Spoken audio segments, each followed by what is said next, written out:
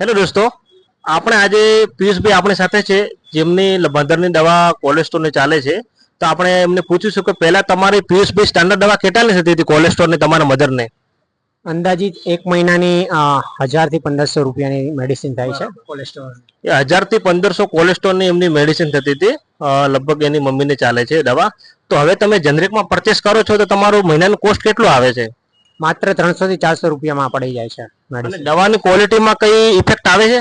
ના, same level રહે છે કોલેસ્ટ્રોલનું. ઇન કેસ ડિક્રીઝ થાય છે. અચ્છા.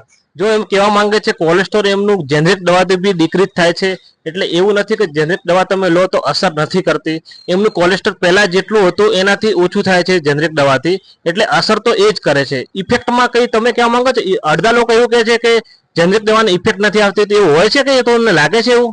ના, ઇફેક્ટ તો સેમ જ રહે છે, કારણ કે મેડિસિન તો બધી ઓલમોસ્ટ જે બી એની ડોઝેજ હોય છે એ તો સેમ જ હોય છે.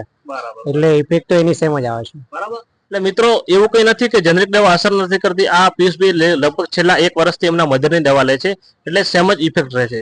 ઓકે, થેન્ક યુ પિયુષભાઈ, અમારા સ્ટોરની મુલાકાત બદલ આભાર.